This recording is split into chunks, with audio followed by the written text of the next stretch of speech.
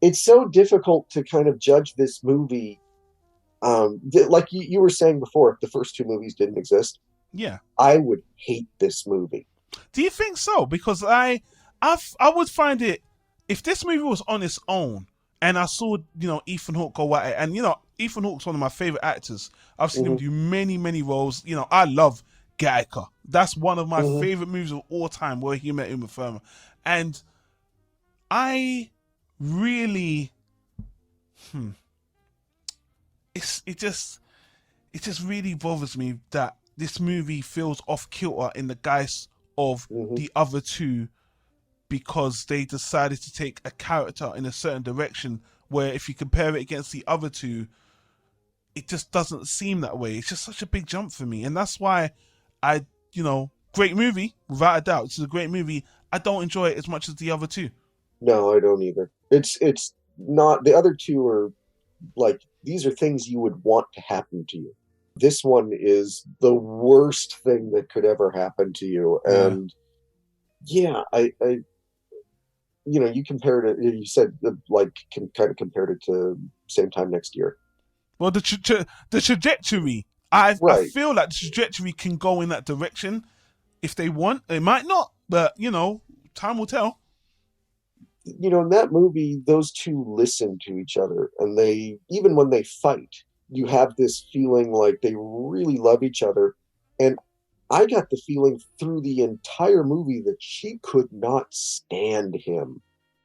Again, if again your idea of like this being the fourth movie, if you got to see more of him, maybe the third movie is they're living in the United States, she's pregnant, maybe this is when he's cheated on her, they have this sort of maybe kind of a crisis, but there's still so much love and they're younger and they're able to kind of bounce back from it. Here they've gotten to an age where they're just starting to get tired, and she cannot deal with it. And I almost wish that Ethan Hawke, and this would have just made the argument so much worse if he was like, "When are you going back to your therapist? When are you going back on your meds?" Because this woman is depressed to the point where she needs to be medicated. I think she mentioned that she's depressed in the second one. I don't even think we're guessing. I think she mentioned that in the second movie. She does, and she's definitely, all the stuff that she gets to in the third movie, it completely tracks with where she was at in the second.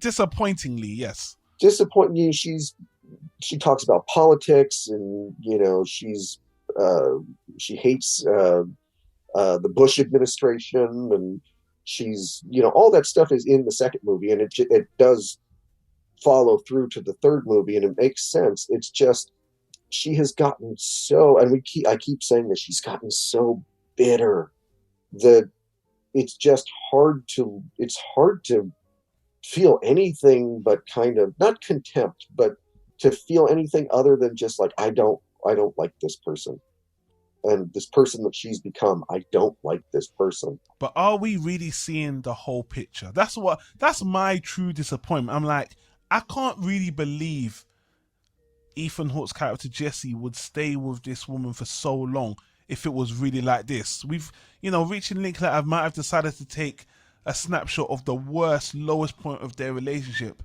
And again, I didn't get to the build up to their love and coalescence is beautiful in the first two movies. I never got to see that love for one movie, like Mhm. completely them as a unit. I didn't get to see that. Unless you count Waking Life. Yeah, and even in that bit, they were just spouting nonsense. But good catch, good catch, James. But yeah, so this movie, that honeymoon period's over. You never Yeah. saw it. You hardly hear about it. You just hear about a lot of drama, massive argument, and yeah, I'll just kind of wrap up my thoughts now. Going back to that Woody Allen angle I was saying, this movie on its own, none of the other movies existed. I can see him making this movie for, the scenery, for the Hmm. argument. I've seen Woody Allen do exactly this. Woody Allen's done this a lot. A few great dramas about a relationship and, it blowing up. Husbands and wives, great Hmm. example. So very much in Woody Allen's wheelhouse. Very well written, dialogue written very well, beautiful. That last shot, even though I have a big distaste for how it ended, that shot with them having, the midnight dinner by the river, wonderful shot. Looks beautiful, gorgeous. But, you know, I well actually let me move on to what I heard about the future, as you mentioned before. So during the pandemic, a lot of studios was on hold. Richard Linklater, Ethan Hawke, Julie Depley weren't doing anything, and they thought it was all over Reddit because they were being interviewed about, their careers. Like, you know what? Wouldn't this be a great time to do another before movie or after movie? Because I thought maybe now they should go into after midnight, after daytime, whatever. Forget the before. Let's go to after now. And as you said, James, Ethan Hawke, Richard Linklater said, we got some ideas. We want to do it. We've pitched it to Julie, and she said she doesn't want to do it. And they've said that in the past. Julie Depley got so much heat from fans of the series that she had to come out. And as you said again, she said, no, it's not that. We definitely have had talks about it, but the right idea hasn't come. She says she's up for it, but basically they can't agree on something. So what it sounds like to me, what I'm hearing is they all have to agree on a script. The two guys agree, she doesn't. And Mhm. so far, they're at a stalemate with that. And until they can all agree, it's not going to get done. But again, when I look at this movie and I see the characters, they carry the movie with the dialogue and their life story. And as Richard Linklater has clearly shown in this movie, this isn't a smooth road anymore. So anything to me, in terms of the story of their lives, anything's on the table. They could both get remarried and have a movie about them cheating on each other, or one of them's married, another one's married. I don't know, but I hardly have any doubt they're going to do another movie. I just think, as you rightly said once again, time's going to have to pass, and Julie Depley's probably going to have to soften up because I Mm. just think she doesn't want to do it right now.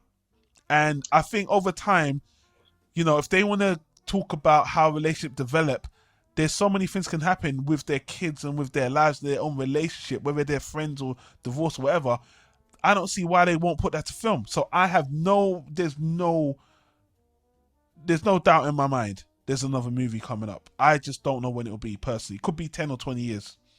And I would, I'm kind of disappointed that they didn't do it because I was absolutely thinking they're going to do a fourth one in 9 years.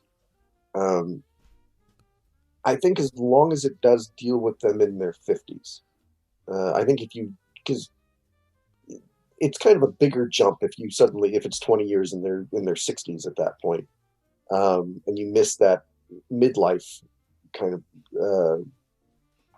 existence that they would have and their kids graduating and everything. I I would love to see a movie where they have worked it out and they're still together, but it might just be more interesting. I think all of them, Ethan Hawke for sure, but I think the other two have both had marriages that have broken up, and Yeah. maybe that's how they would relate to it, is just being a divorced person. And these two, like I said, maybe their kids are graduating from college or something, and they reconnect, and they wherever they're at. I'm sure it would be. I think Richard Linklater said Italy was an idea that he had, but Yeah. that they'd go for a walk in Rome or something and talk about where they're at in their lives, and even though they're not together, and you maybe that would be a good just sort of ending to it too, because after that, there's no reason for those two people to really see each other again. Maybe their kids have kids of their own and whatever, but um, yeah, I just don't. You're right. It almost again. I like this movie, but the way that it has ended up, it takes you from the first two, which are almost like the fantasy, and then it drops you into reality immediately, and Yeah. you have very like these little sporadic moments throughout where you're like, there's Jesse and Celine, there's the two of them, and they're still in love, and she's sort of teasing him the way she did in the first two movies, and he's still horny like he was in the first two movies. But it keeps getting undercut with this her taking these jabs at him and being really cruel to him. And I just I can't imagine a fourth movie where they're together. It just you're right. The like a good title for it would be After, Yeah, because it would be after their relationship is over, and that would yeah. I think kind of have to be the end. That'd be the last movie.